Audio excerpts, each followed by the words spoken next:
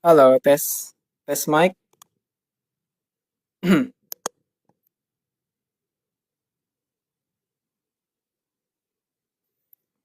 Halo, tes mic dulu. Oke, karena berhubung di luar aku sedang hujan, kalau aku nggak pakai apa ya ini namanya suppressor, peredam ya, pasti akan kedengeran. Jadi suara aku agak kecil nggak kira-kira? Atau normal ya? Kalau kedengeran dari sini normal, cuman sedikit diredam ya. Tapi Rahayu ya, selamat datang Bitsu. Aman normal siap. Thank you jawabannya.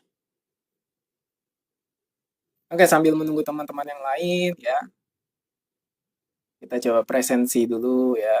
Selamat datang ya, dan stay, Betsu, terus Novi, Heliana, Elvano, dan Ewin. Maka seperti biasa kita akan hanya sapa-sapa, lalu apa lagi nih?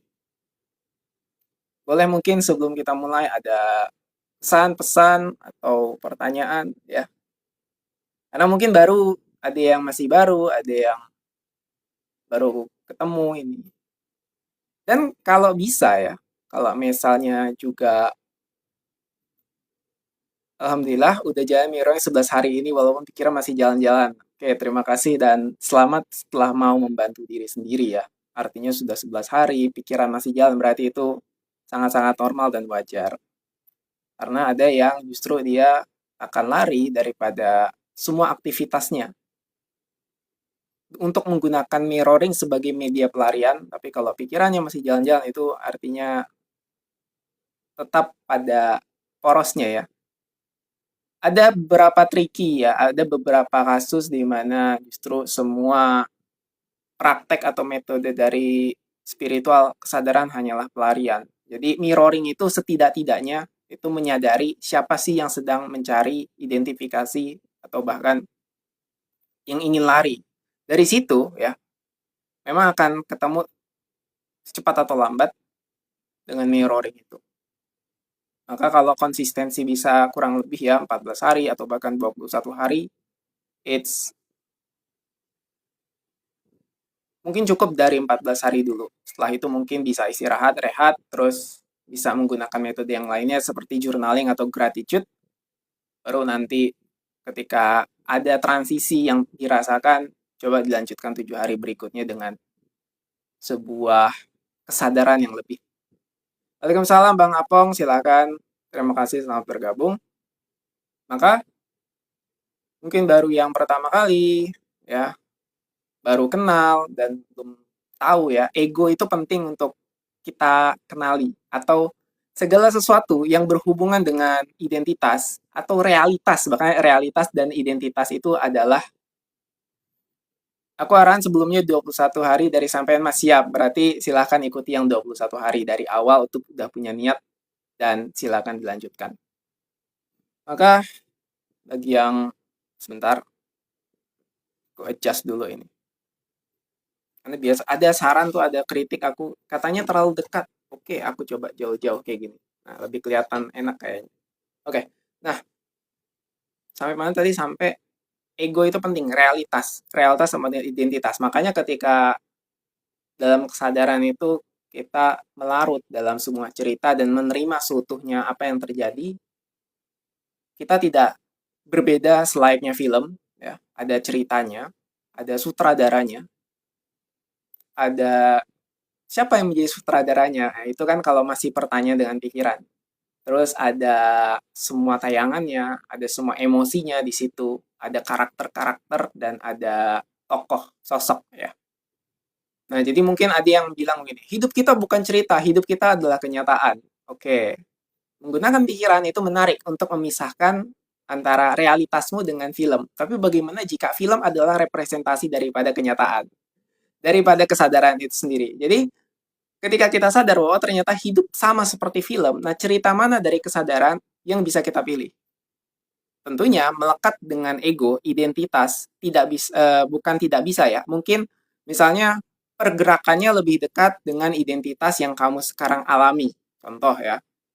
Ketika kamu berada dalam kondisi kesadaran saat ini, ada si kesadaran kamu yang sekarang, itu pasti akan lebih mudah mendapatkan kesadaran-kesadaran berikutnya dibanding dengan kamu yang dulu mungkin nggak kenal kesadaran. Kan contohnya begitu. Atau mungkin dulu yang sama sekali belum sadar, belum aware tentang kesadaran ini.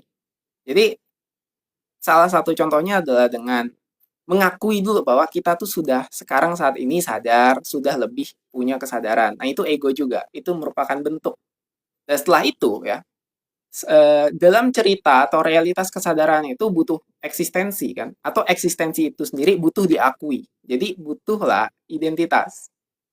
Makanya semua tokoh-tokoh dalam cerita atau film yang terkenal itu ya siapa? Ya tokohnya, bukan sutradaranya, bukan produsernya. Mungkin kalau orang kesadarannya atau ketertarikannya ke seluruh dari semua produksi film tersebut akan menghargai, ya kan? Akan juga ngefans sama sutradaranya atau sama produsernya, tapi itu semua di belakang layar. Orang secara jujur dan secara nyata, kebanyakan 90% daripada orang ya, ketika filmnya booming, terkenal, apa yang sebenarnya mereka lihat langsung di paling awalnya? Ya pasti adalah tokoh-tokoh yang memainkan peran di film itu. Makanya yang terkenal ada aktornya, artisnya gitu. Jadi kita harus sadari itu juga bahwa sebagaimana kita mau berkesadaran, ada form, ada bentuk yang perlu kita penuhi, perlu kita validasi. Kehidupan kita, rasa aman kita, ya kan? Makanya mungkin pada malam hari ini kita akan berbicara paradoksnya, ya, paradoks daripada kondisi keuangan dengan keberlimpahan. Mungkin temannya pada malam hari itu. Nah, sembari juga membicarakan tokoh, identitas, dan formnya ego, maka penting juga aku perkenalan ya. Izinkan aku mengenalkan diri. Aku Fernando Prian Adam.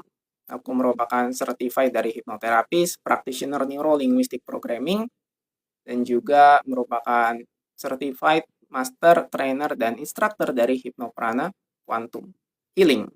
Hypnoprana Quantum Healing yang merupakan modalitas dari kesadaran. Sehingga ya itu penting untuk siapa nih orang ini siapa, ngomongin apa gitu. Jadi koridornya udah tahu ya berarti antara pikiran, perasaan, emosi, ya hipnoterapi, neurolinguistic programming ya ataupun hipnoprana, quantum healing dan lain-lain sebagainya. Oke, aku akan jawab-jawab dulu ya sebentar. Tadi yang sudah menyapa-nyapa, kita saling sapa dulu. Ya, Waalaikumsalam Bang Apong. Oke, siapa lagi? Ngalir aja jalanin nggak nguber apa hasilnya dan gimana, nggak nanya apakah work atau enggak, oke. Ya, Bang Betsu ya. Bang atau Kak nih ya. Oke, banyak yang bergabung, tapi langsung keluar. Jadi banyak, aku lihat-lihat dulu, santai, sambil kita melihat-lihat chatting. Waalaikumsalam, Kak Sipa Rahila. Silakan. Selamat malam ya untuk semuanya. Dan ini apa namanya? Terima kasih bagi yang sampai detik ini, sampai hari ini telah bergabung ya. Ini merupakan hari ke-20, berarti besok tuh yang terakhir ya. Malam ini merupakan hari ke-20. 20 dari program 21 hari. Waalaikumsalam Kak Novera, ya silakan hadir. Terus Waalaikumsalam juga Asti ya. Oke, tema pada malam hari ini kurang lebih tadi aku bilang paradoksnya keuangan yang mungkin menipis dan pembahasan yang sering banget dan menjadi mayoritas apa ya favorit di Indonesia kalau kita lihat dari skalanya itu statistik orang tuh banyak sekarang temanya keberlimpahan. So what is abundance? Apa itu keberlimpahan? Nah, kita akan bahas pada malam hari ini. Jadi sebelum daripada itu aku beritahukan ada 3 segmentasi ya. Pertama yang ngobrol-ngobrol soal teori ya. Yang teorinya pada malam hari ini adalah abundance, keberlimpahan, menyadari scarcity ya, rasa kekurangan, lack abundance. Terus yang kedua segmennya adalah meditasi dan yang terakhir adalah tanya jawab ya. Karena ada yang hanya butuh meditasinya aja, Ada yang butuh tanya jawabnya aja, dan ada yang hanya butuh untuk mendengarkan. Baik, kita mulai ya teman-teman. Aku coba sambil tes. Hari ini kita akan meditasi pakai gelombang dari 9. Ntar aku cek dulu, aku takut lupa. 9. Ntar ya. Kemarin aku udah susun, oke. Aku sambil cek juga nih, dengerin suaranya. Oke, ada.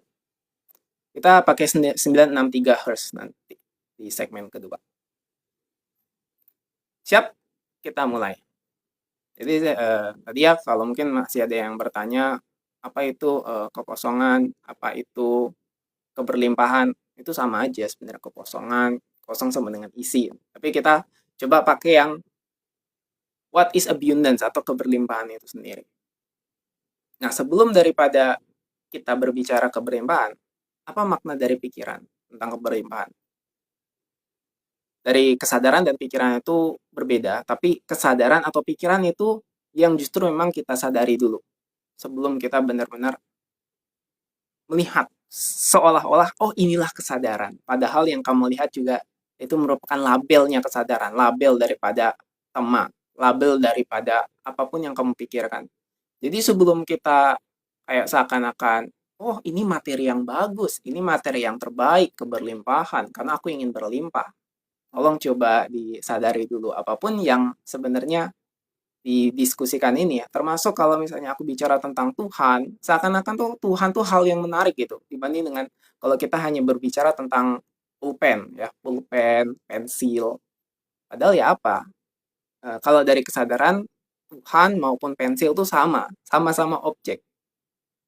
Nah, cuman di pikirannya pasti punya makna yang berbeda, dan itu pasti akan menimbulkan sebuah konflik dan tidak menerima ya, ada ketidakterimaan gitu.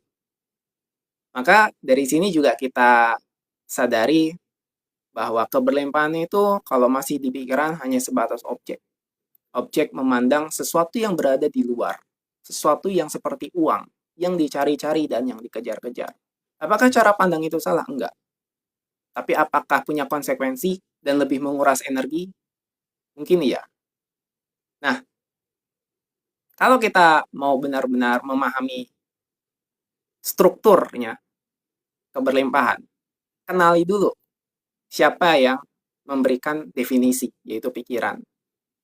Karena pikiran itu selalu, ya, kalau aku pernah bilang ya, 9.000 tayangan pikiran setiap hari. Ternyata itu adalah penelitian 20 tahun yang lalu. Ternyata ketika aku baca sekarang, setiap hari otak kita dipenuhi rata-rata 60.000 sampai 80.000. Loh, kok bisa jauh dari yang 20 tahun lalu, kurang lebih 9.000, sekarang sampai 60.000 minimal. Apa nih yang berbeda? Apa nih yang terjadi? Ada peningkatan apa nih? Ya, salah satunya adalah sosial media, overthinking yang bikin khawatir, yang bikin cemas. Waalaikumsalam Kak Yeni Kazi ya. Jadi bisa sampai 60.000 pikiran. Kebayang nggak sih tanpa sadar memikirkan sesuatu sampai 60.000 setiap hari? Dan itu kan benar-benar kalau nggak disadari ya. Maksudnya nggak perlu kayak diamati satu-satu, nggak. Itu udah otomatis banget. Tapi bagaimana ini terus-terusan? Dan kepada orang-orang di luar sana, mungkin bukan di sini, yang mengalami hal tersebut, sangat menjadi beban. Aku sampai kehilangan kata-kata untuk membicarakannya karena bagi yang sulit membayangkannya, betapa ini dangerous, betapa ini memprihatinkan, ya. It's lead to destruction, it's lead to destructive, mengarah kepada kehancuran mental seorang atau menghancurkan kesadarannya. Maka ya seyogianya dengan adanya pertemuan satsang begini, adanya minimal kesadaran-kesadaran yang bisa kita bersamai ya, bisa kita hadiri. Kita juga lebih aware. Bukan kita menghilangkan pikiran atau menghindari pikiran, tapi kita juga lebih sadar terhadap si pikiran. yang selalu menjudgment, menghakimi, menamai, melabeli apapun itu bentuknya. Apapun itu ya, terus dilabeli. Maka kalau kita kembalikan lagi kepada keberlimpahan, tanpa disadari, ada sebuah efek. Efeknya apa? Banyak sekali ya. Yang memang dari kesadaran, itu kan punya, nanti kejawab ya Kak Novera ya. Jadi sampai mana tadi? Sampai menimbulkan pikirannya. Sebentar, kok aku jadi lupa. Bentar. Identitas daripada keberlimpahannya. Si yang melabeli keberlimpahan. Ketika seseorang melabeli keberlimpahan tanpa didasari dari awareness, kesadaran, tanpa holistik ya, tanpa holistik, makanya kesadaran tuh lebih tepatnya holistik kan. Kecenderungan untuk menghakimi diri sendiri. Kecenderungan untuk membandingkan diri sendiri dengan orang lain, dengan yang ada di luar. Karena selalu mencari. Namun, ya ada cara nih untuk memotong kebisingan tadi ya. Terus membawa kembali kedamaian ke dalam diri kita. Yang memang salah satunya meditasi, tapi aku disclaimer bahwa di sini kita nggak jualan meditasi atau nggak mengenalkan meditasi bahwa itu satu-satunya cara, tapi silahkan cari yang lain jika tidak cocok. Karena banyak sekali hal-hal yang bisa kamu lakukan, kamu sadari sebelum mengenal kesadaran itu sendiri. Karena kesadaran tidak bisa dipaksa. Ketika kita berbicara lagi tentang keberlimpahan ya, ini yang menjadi tolak ukurnya apa? Gak ada teman-teman kalau di kesadaran. Karena kita tidak terpisah dari keberlimpahan itu sendiri. Kenapa dia jadi tolak ukur ketika kita larut terhadap pikiran yang membandingkan dan menghakimi? Makanya langsung tuh pikirannya keluar, aku nih kok belum jadi siapa-siapa. Ya termasuk aku jujur ya, bahwa kok dengan kesadaranku ya, kenapa nggak bertahan aja di sebuah misalnya perusahaan gitu. Kenapa ketika ada sesuatu yang tidak sesuai dengan kesadaranku, misalnya salah satu contohnya, kalau kamu stay di sini, ayo minum maksudnya diajak minum gitu. Dan aku nggak mau. Terus ada satu hal lagi yang seperti, oh, kamu nggak bisa loh naik jabatan dan segala macam gitu. Aku nggak masalah dengan semua toksitas itu, tetapi memang ada kalanya mungkin kesadaran atau Tuhan menyelamatkanku dari situ. Nah, akhirnya selesai jalan ceritaku di sebuah tempat itu. Nah kan, tapi ada perbandingan dari luar yang tidak mengalami hidupku bahwa, wah kamu tuh gini, kamu tuh kenapa nggak ikuti aja kata atasanmu dan lain sebagainya. It's, ya itu, ada perbandingan lagi. Dan ketika ada emosi yang membuat trigger lagi dalam diriku gitu. Karena kita harus jujur teman-teman bahwa seperti halnya kalau kita mau sadar keberlimpahan, maka sadari juga egonya, sadari juga prinsip-prinsip kebutuhan kita. Waalaikumsalam Bang, belum masih ngomong-ngomong ini Bang Agung. Belum, santai dulu. Jadi prinsip-prinsip daripada keberlimpahan itu, prinsip-prinsip daripada kebutuhan kita itu, ya penuhi dulu sebelum kita keberlimpahan. Nah, makanya efeknya nih, sekarang kita ngomong efeknya, tadi ini yang aku lupa sebelumnya. Efeknya banyak orang yang mengikuti kelas-kelas kesadaran atau kelas-kelas keberlimpahan. Yang mana teman-teman, tolong catat ini, sebenarnya itu merupakan pelarian. Hanya pelarian teman-teman itu semua. Hanya seperti sebuah, mereka tuh udah capek, sudah geram, kenapa hidupku nggak berubah. Makanya memang makanya gini, ada beberapa dan lebih banyak yang nggak mendapatkan manfaat dalam tanda kutip, padahal mereka sudah ikut kesadaran, tapi ada beberapa yang dijadikan testimoni akhirnya karena mereka merasa berhasil. Yang mana dari sini adanya testimoni dan ada yang nggak dapat ya, itu juga merupakan perbandingan daripada pikiran, termasuk pikiran yang melabeli si keberlimpahan itu. Jadi paling sederhana kalau kita ngomong soal keberlimpahan, ya, ya memang dialami sebagai kesadaran. Jadi contoh bahwa itu bukan sebuah kalimat-kalimat yang diusahakan atau dikata-katakan seolah-olah jadi motivasi, karena motivasi itu naik turun. Makanya kalau dicek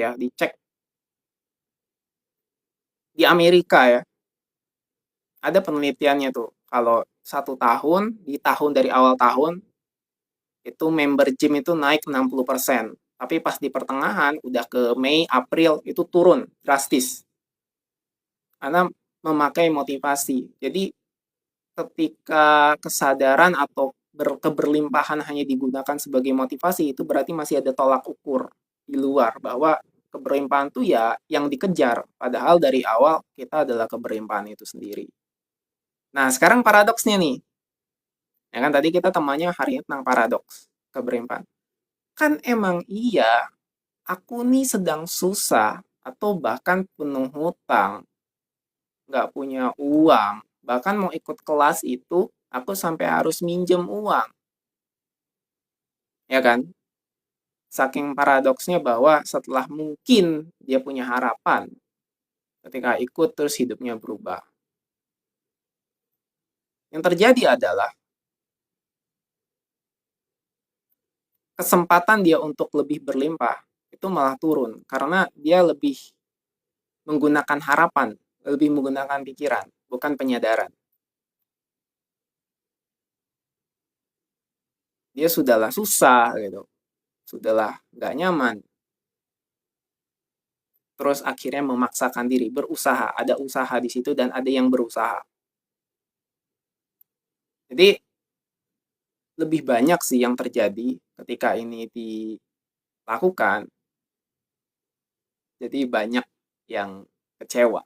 Karena aku berada di grup yang memang isinya, ya aku mengamati melihat isinya orang-orang yang lebih banyak kecewanya dan lebih minta refund ya ketika aku ikut dalam grup-grup kesadaran itu. It's okay, makanya aku lebih menggunakan hal-hal yang bersifat gratisan dan personal dulu. Nanti aku punya kurikulum kalau misalnya seandainya di masa depan aku buka kelas atau buka jasa lagi, itu aku punya kurikulum. Berarti terakhir ya, ketika sebelum kita meditasi, berarti tadi sudah kita bicarakan paradoksnya. Untuk mengatasi paradoksnya ya cukup mudah. Sadari dulu atau alami dulu secara total. Jadi alami total atau lakukan pelepasan emosi. Sebenarnya sama nih, penyadaran, pelepasan emosi, totalitas merasakan, menerima sebelum bergerak, mau ikut kelas, mau praktek gitu ya. Ya memang pelepasan salah satu praktek, tapi kalau sudah keluar uang gitu, sudah menggunakan energimu, mengeluarkan energi lagi, atau bahkan sampai ada yang pinjam dulu, itu nambah beban, nambah pendaman, dan akhirnya jadi berat sendirian. Saranku adalah ketika sudah siap, memang ini balik lagi ke intuisi, praktek, siap, boleh deh baru ikut-ikut kelas. Karena kesadarannya udah ada, wadahnya udah ada gitu. Wadah-wadahnya. Pesan khusus Bang, sebutkan pemain bola. Siapa? Cristiano Ronaldo. Pesan khusus. Oke lah. Jadi itu tadi yang paling utama. Pelepasan emosi, persiapan, sebelum jadi paradoks sendiri. Sebelum jadi udahlah sulit, udahlah susah, terus memaksa diri untuk mengikuti kelas yang berbayar itu, yang ujung-ujungnya kamu akan lebih banyak menerima pendaman. Boro-boro mengikuti menyelaraskan frekuensi yang berlimpah, tapi malah lebih dalam keputusasaan atau kekhawatiran. Besok mau makan apa, terus terjebak hutang. Oke, setelah ini selesai, barulah kita bisa tuh mengalami keberlimpahan emosi cinta, emosi yang tadi tertutupi ya. Semuanya mengalir ke atas untuk segera dilepaskan atau segera disadari. Yang ada hanya kesadaran, yang ada hanya cinta dan keberlimpahan mutlak. Jadi mutlaknya itu kamu yang sadar, kamu yang tahu bahwa sesungguhnya, jadi sesungguhnya kamu nggak perlu apa-apa lagi. Kamu nggak mengejar apa-apa lagi. Tapi gerakannya boleh mengejar, gerakannya boleh menginginkan, gerakannya boleh ada sesuatu yang dituju. Nah, ini memang terkesannya apa ya? Kok ngomongnya beda gitu. Itulah kesadaran. Apa yang ada di dalam itu tenang, yang batin, yang damai, yang abadi. Nah, ketika keluarnya, gerakannya, hidupnya, ya, yang naik turunnya ini, ya, ada tantangan, ada ujian, ada rezeki, itu semua tuh mengalir. Karena kondisi daripada batinnya itu udah selaras, ya udah tinggal menerima, receiving, not achieving ya. Walaupun achieving dalam gerakan di luarnya itu boleh-boleh aja. Tapi di saat yang bersamaan kita tuh sudah receiving, siap menerima. Tantangannya siap, rezekinya biasa aja. Maksudnya bukan rezekinya biasa aja, bukan. Maksudnya gini, ketika diberikan tantangan tuh oke, fine, terus diberikan rezeki ya, oh nggak overload gitu. Biasa saja, karena batinnya sudah tenang. Jadi mau banyak ya, mau sedikit dapat lotre sekalipun, it's okay, it's fine. Karena banyak yang juga ketika kayak menerima rezeki mendadak gitu kan, karena wadahnya nggak siap, ya ujung-ujungnya balik lagi ke titik yang bahkan lebih rendah. Oke ya?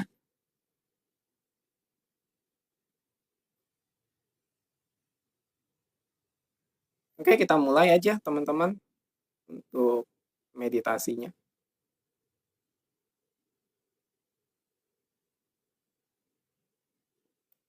Oke, silahkan siapkan posisi duduknya. Jika ada yang ingin menyandar, menyandar saja boleh. Ini meditasinya hanya sebentar. Mungkin bagi yang sudah ikut ya, ikut dari awal, sudah ini ya, sudah kayak kok rasanya enak, kok rasanya cepat ya iya. Oke, kita mulai teman-teman. Tarik nafas yang panjang, hembuskan, ya.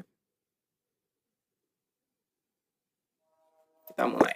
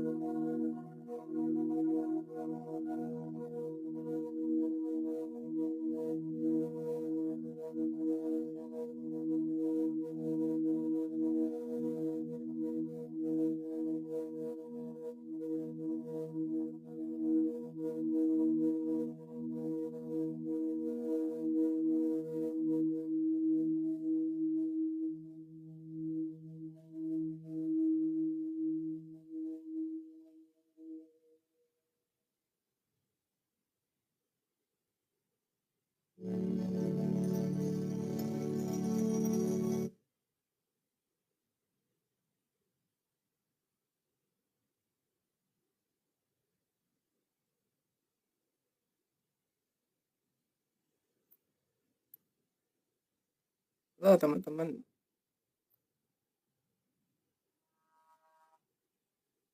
Oke, boleh sudah buka matanya. Aku pun merasa memang kayaknya udah terlalu cepet banget ya. Kayak udah. Tapi memang gitu itu 6 menit tadi itu. Tapi oke ya. Kita justru malah kerasanya nyaman kan.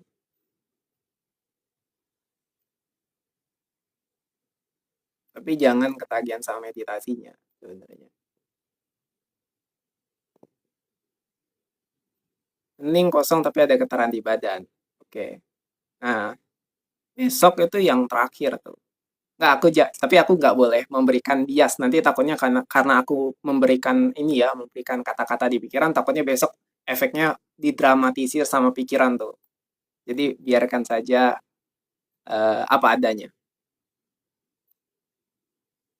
Oke, Eh, hening kosong. Ya memang pasti kita lebih merasakan getaran. Silakan teman-teman mungkin ada yang cepat ya. Itu 6 menit tadi itu. Nggak kerasa kan?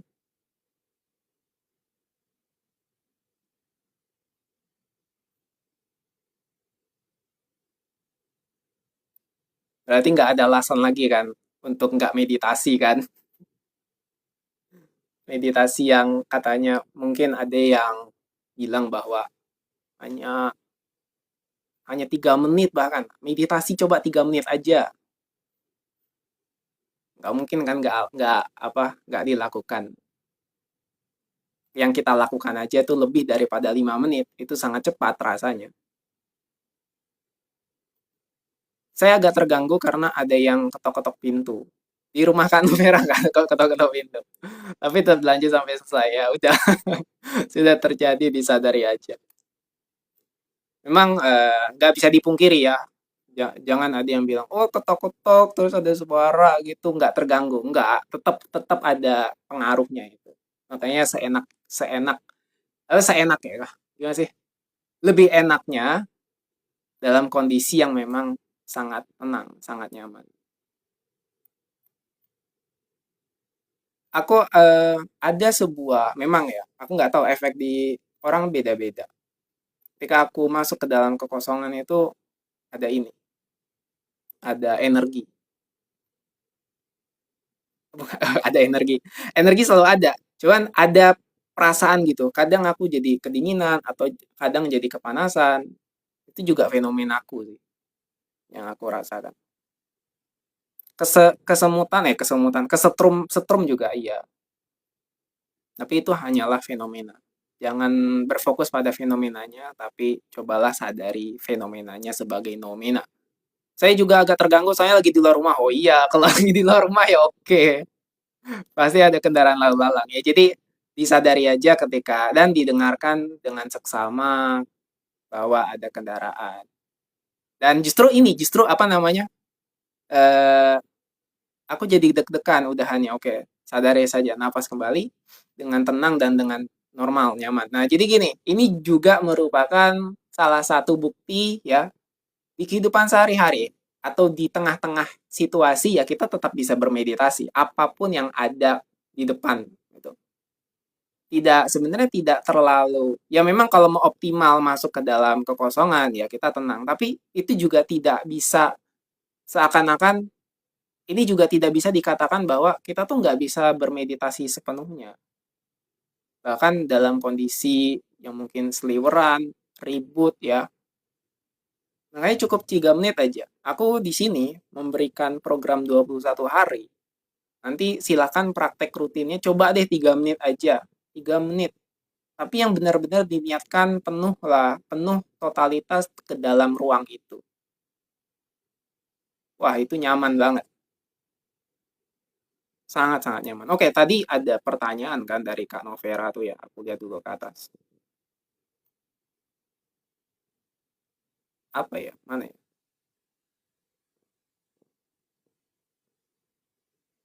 ya? Mana sih? Bentar.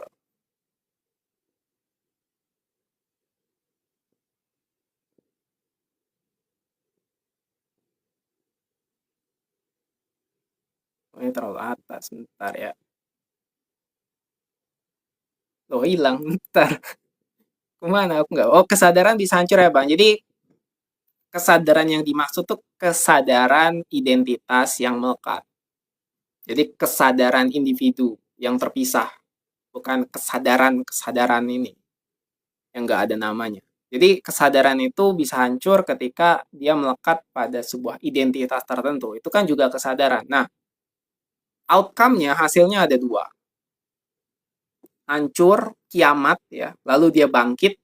Kiamat itu bangkit. Jadi dia bangkit kesadarannya karena kesadaran lamanya, old belief-nya, old habit, itu semuanya hancur, maka dia bangkit.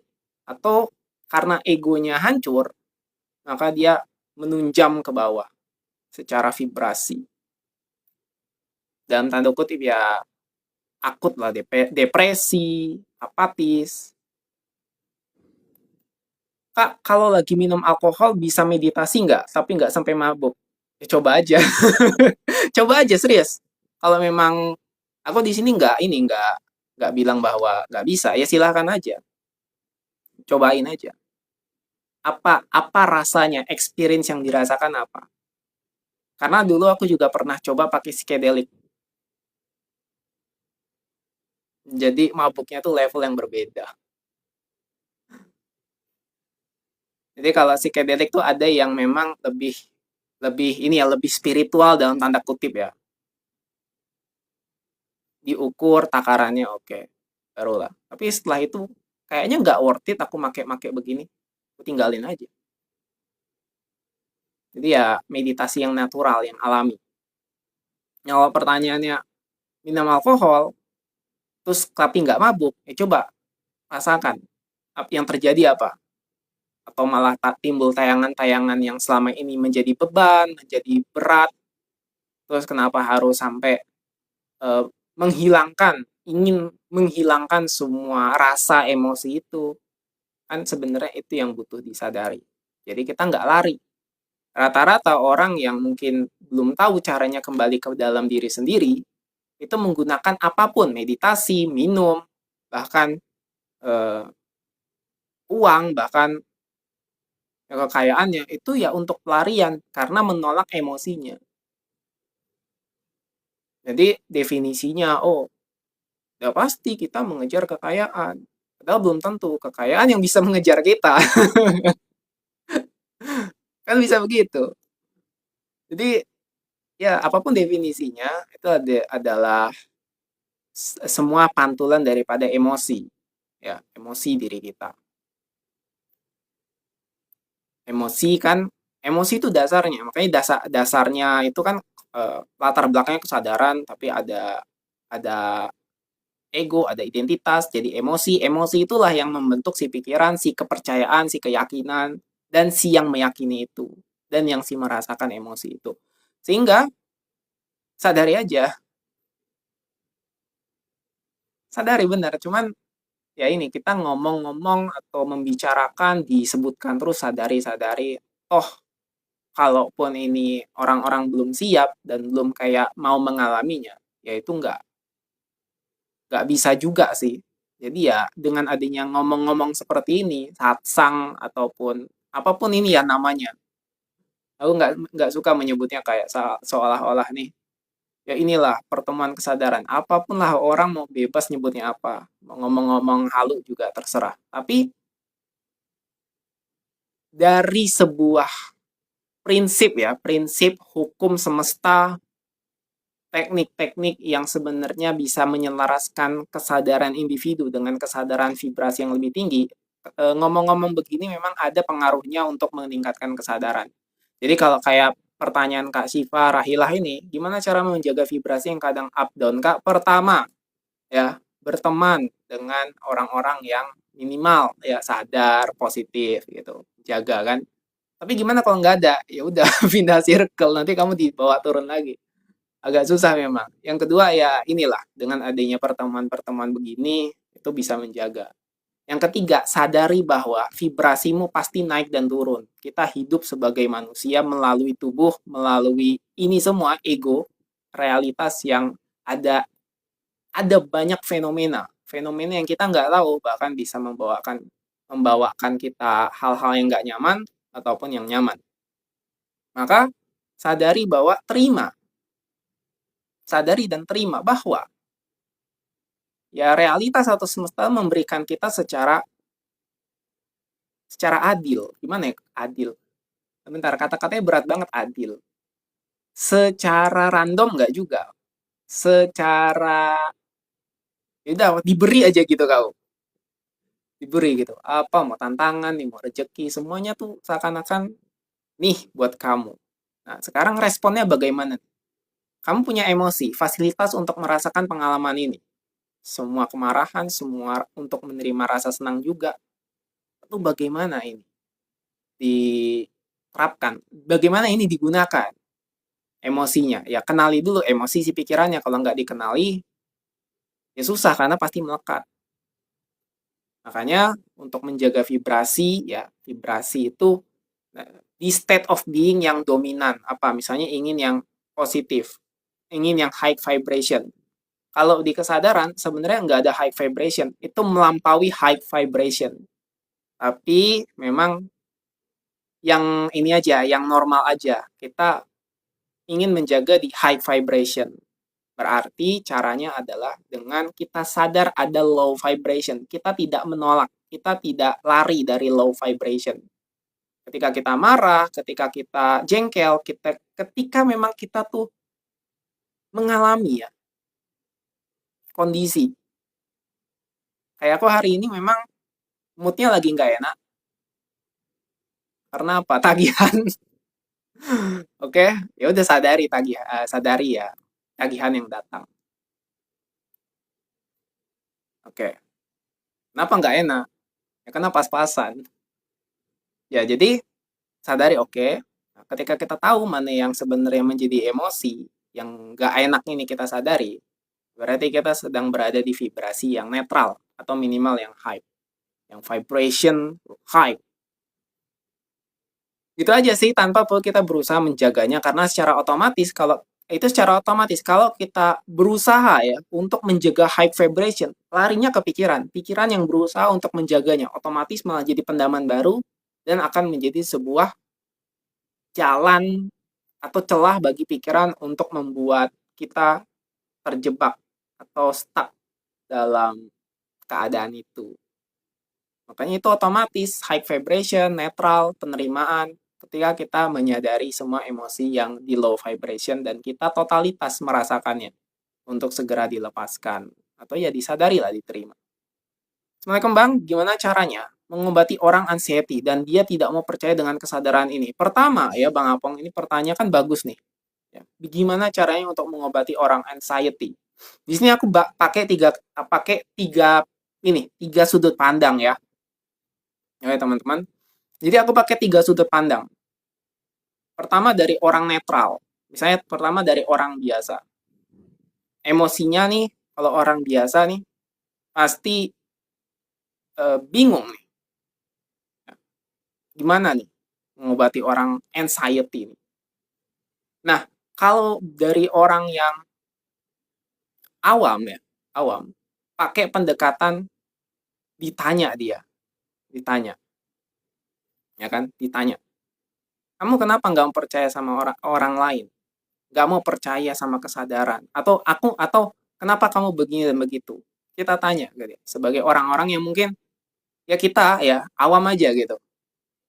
Jadi kita nggak perlu terlalu larut sebagai orang yang awam.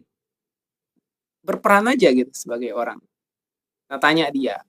Kalau dia masih bisa diajak komunikasi, itu masih punya tahapan untuk ke selanjutnya.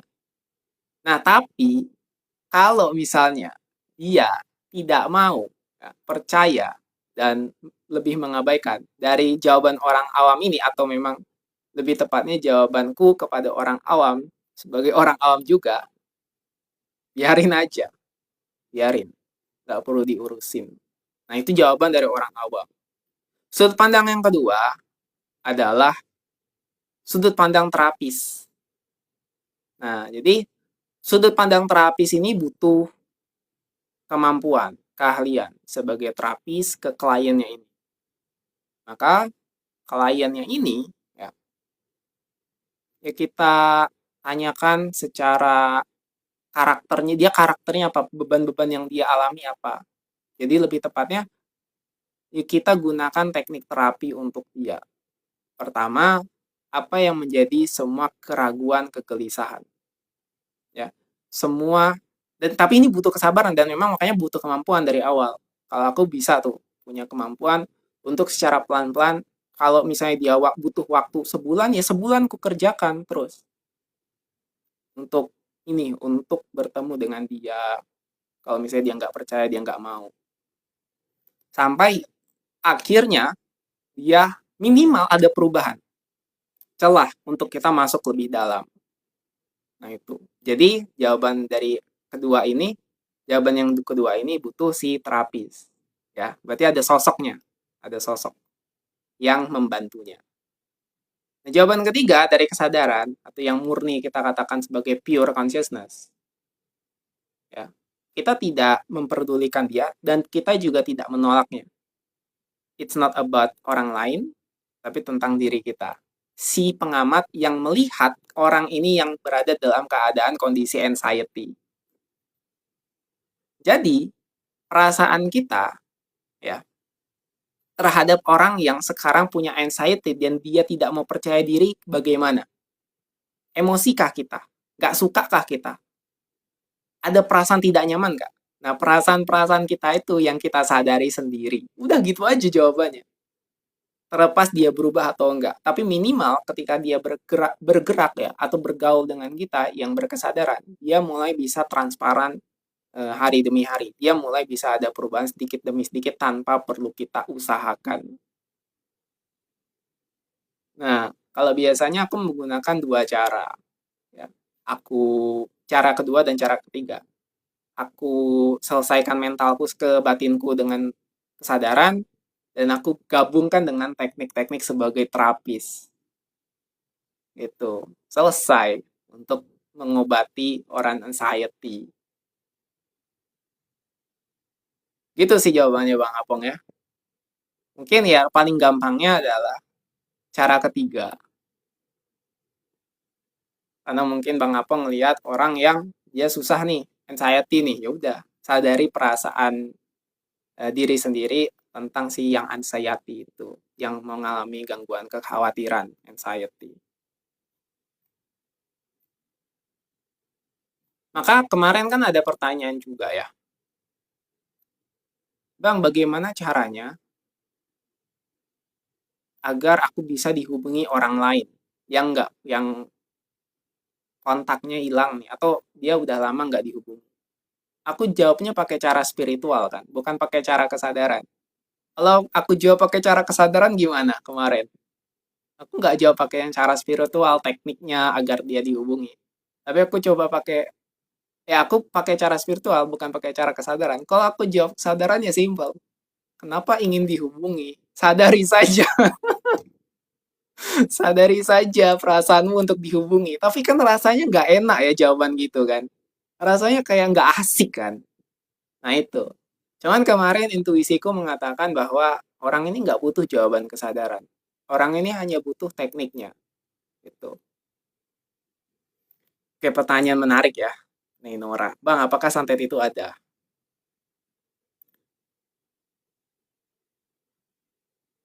Ada, tapi yang merasakan santetnya nggak ada. Yang pelaku santetnya nggak ada. Ayo, gimana tuh? Bisa diterima nggak jawabannya? Santet itu ada, tapi yang melakukannya nggak ada. Bisa nggak diterima? Oke, coba ya. Kita gali-gali sedikit. Definisi santet itu apa? Oke, Bang Agung. Nanti, setelah ini aku jawab. Kita jawab santet dulu, coba. Definisi santet apa? Tugas dukun santet itu apa? Bagus banget nih. Nih Nora, ini bagus jawaban apa pertanyaannya. Oke, kita jawab ya. Definisi santet selama tidak malam juga Kinandam. Definisi santet itu pasti berbeda-beda tiap orang. Sama seperti definisi Tuhan. Artinya segala sesuatu yang definisinya beda-beda itu kosong. Itu bukan kosong, sorry. itu hanyalah objek pikiran. Maka, ya, kenapa aku bisa bilang yang melakukan tuh nggak ada? Itu versinya kesadaran. Yang melakukan si kesadaran itu memang tiada. Tiada yang melakukan. Karena yang ada hanya proses pergerakan daripada santet. Nah, santet itu tergantung daripada objek dan subjek di si pemikir yang merasakan pikirannya, yang membuat seseorang, misalnya si pelaku nih, membuat orang itu ketakutan, kekhawatiran.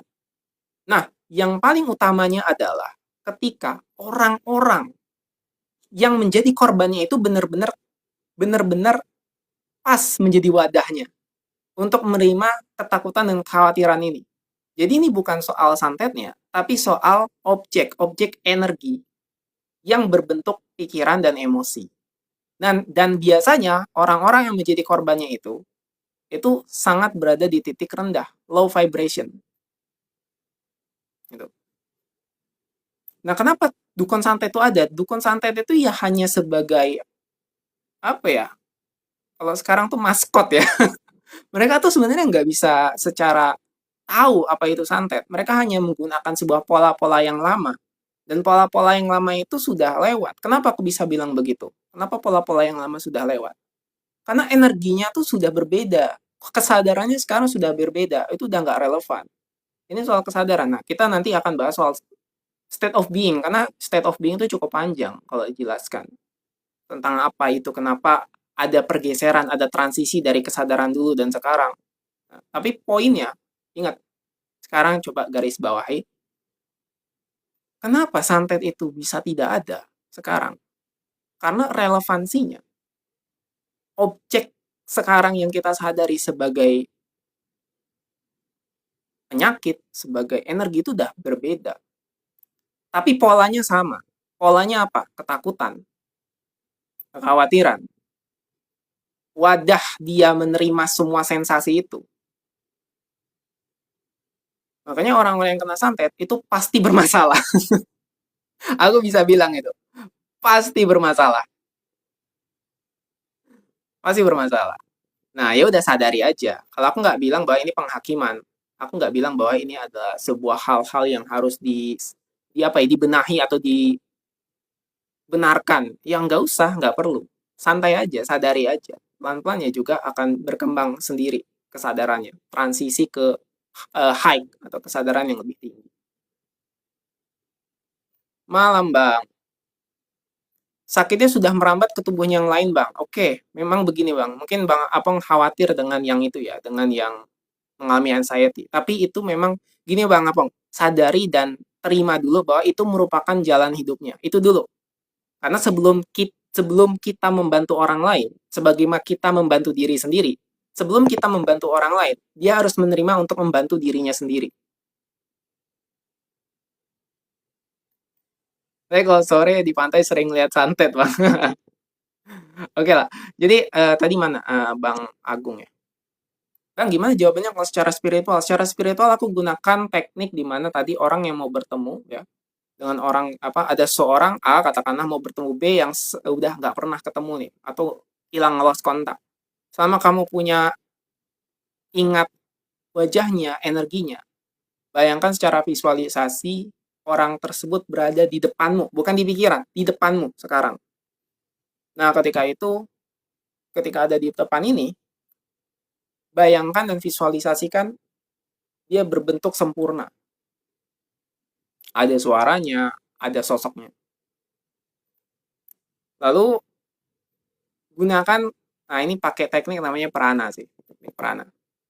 Usap, usap, usap sosoknya ini, ya, untuk memberikan energi. Dan ini proses sebenarnya cukup kompleks ya, 30 menit hanya untuk praktek ini. Ada beberapa hal yang memang harus dilakukan, seperti pembersihan, pemurnian orang itu ya.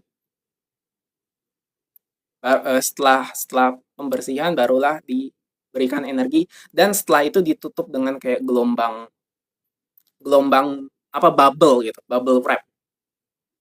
Setelah itu ya selesai, lupakan. Cuma ini butuh proses, aku nggak mau nggak mau di sini jelasin ya. Kalau memang benar-benar ada ini, ada apa, ada yang mau betul-betul ya, ya coba DM aja. Karena di sini kalau aku jelasin sekarang tuh ini terlalu bias. Kita sekarang belajarnya kesadaran aja ya. Oke, Kak, bahas AIN versi kesadaran menarik. Apakah kita akan besok bahasnya? Oke ya. Karena sekarang udah jam 10. Aku catat nih PR. Kita bahas AIN. Oke, oke, Bang Agung ya. Boleh besok juga, oke. Catat.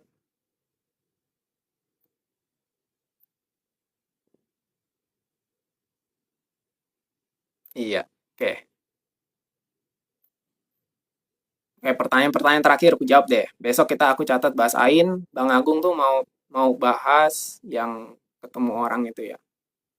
Nah, tapi sebelum kita bahas yang punya Bang Agung, coba sadari dulu pakai kesadaran bahwa kenapa ingin bertemu, apa emosi yang ingin diungkapkan itu semua sebelum kita bahas tekniknya.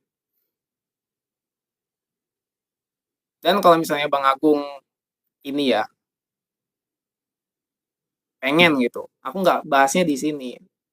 Aku coba DM aja lah nanti ya. Itu teknik yang cukup kompleks dan butuh apa ya? Butuh pendampingan sih sebenarnya itu. Karena itu kayak teknik aku dari punya guru gitu. Makanya nggak aku jelaskan secara detail di live umum.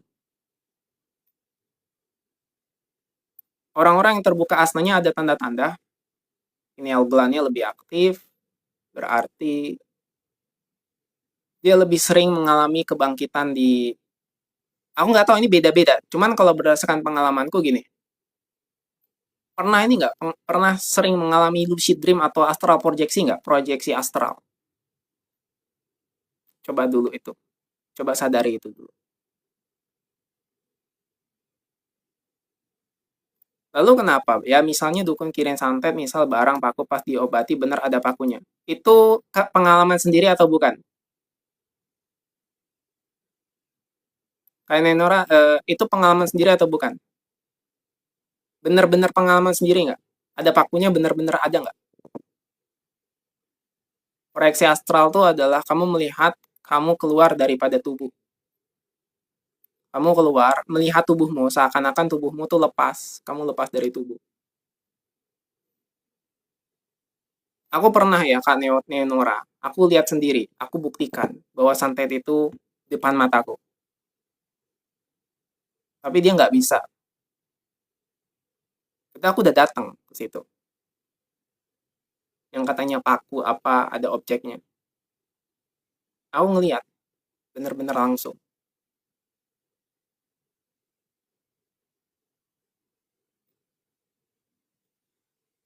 Terlepas daripada, kalau oke deh gini, kalau dari kesadaran gampang. Gampang. Menjawab santet. Terlepas daripada santetnya, objeknya itu keluar apa enggak, itu enggak penting. Kalau sampai kita menganggap itu penting, berarti masih di pikiran, objeknya di pikiran. Dari kesadaran gampang, itu enggak penting, karena itu hanya fenomena, hanya objek. Tapi perasaanmu tentang itu bagaimana? Sudah disadari atau belum? Ya, sudah dinetralisir apa belum? Pelepasan pendaman emosinya sudah selesai atau belum? Kalau belum, ya, bahkan fenomena yang lebih daripada santet itu bisa terjadi. Penderitaan, menarik segala yang negatif, menarik hal-hal yang gak enak, dan nanti lebih cenderung menyalahkan orang lain dan menyalahkan keluar, bahkan menyalahkan Tuhan kenapa hidupku begini. Nah itu lebih lebih berdosa dan lebih lebih susah. Termasuk nih ya, aku mohon maaf, aku akan bilang begini. Tuhan, kenapa aku diberikan ujian terus? Ada yang salah nggak dengan kata-kata begitu? Karena ya, rata-rata banyak sekali orang yang terjebak pada keadaan korban. Padahal Tuhan nggak pernah berikan ujian. Tuhan enggak pernah berikan yang namanya cobaan. Itu semua hanyalah hukum mutlak dari semesta akibat dari kondisi identitas kesadaran egomu yang belum kamu sadari.